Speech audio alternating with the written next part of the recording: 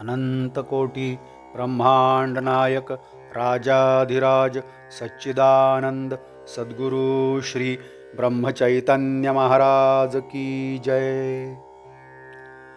श्रीराम समर्थ। 28 डिसेंबर। वैदिक कर्माच्या जोडीला भगवंताचे नाम घ्यावे। गायत्री पुरश्चरण झाल्यावर वैदिक ब्रह्मवृंदासमोर झालेले प्रवचन। तुम्ही वेदविद्या जाणणारे सर्वजण मोठे ज्ञानी, भाग्यवान आणि पूज्य आहात। इतकी वर्षे वेदविद्या तुम्ही जतन करून ठेवली, हे तुमचे फार मोठे उपकार आहेत। तुमची योग्यता खरोखर मोठी आहे। त्याच्या उलट माझी स्थिती आहे। मी एक अज्ञ मनुष्य आहे। मला वेदविद्येचा गंध नाही, ग्रंथांचे ज्ञान नाही। मी रामरायाचा एक दीनदास आहे। त्याच्या नामावर माझे प्रेम आहे। माझे म्हणणे आपण प्रेमाने ऐकून घ्यावे। वेदांनी गायत्री अत्यंत पूज्य मानली आहे, हे बरोबरच आहे, कारण गायत्रीच्या उपासनेमध्ये विलक्षण सामर्थ्य साठविलेले आहे। गायत्रीची उपासना करणाऱ्या माणसाच्या अंगी खरे वैराग्य आणि पावित्र्य असावे लागते। पूर्वीचे ऋषी जनपदापासून दूर अशा अरण्यामध्ये आश्रम बांधून राहत असत। कंदमुळे हा त्यांचा आहार असे।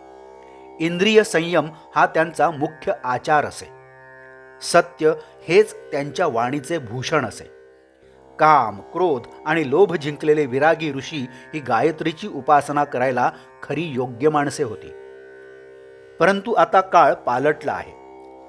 ज्या प्रकारचे जीवन ऋषी लोक जगत असत, त्यापैकी आपणाजवळ आता काहीच शिल्लक उरलेले नाही। ऋषींचे राहणे, खाणे, पिणे, इंद्रिय संयम, सत्यनिष्ठा यापैकी आपल्याजवळ काय शिल्लक उरले आहे? त्या काळी ऋषींनी पर्जन्य सूक्त म्हटले की पाऊस पडत असे, आणि तेच सूक्त आज म्हटले तर साधा वारा देखील सुटत नाही।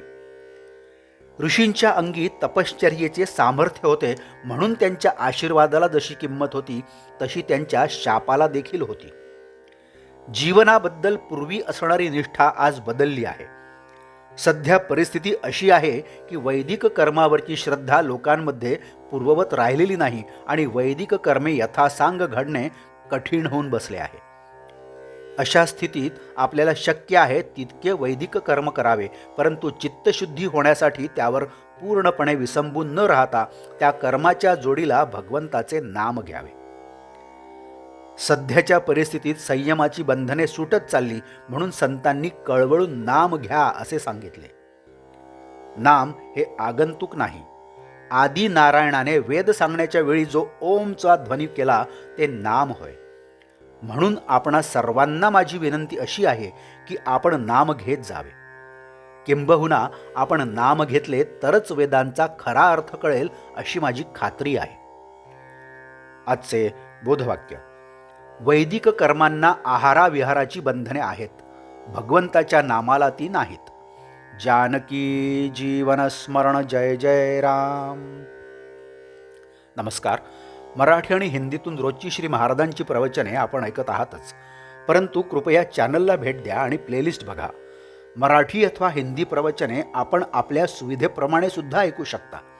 मी परत एकदा आपणाला विनंती करतो की चॅनलला सबस्क्राईब करा, शेअर करा, लाईक करा, कमेंट्स द्या, बेल आयकन दाबायला मात्र विसरू नका।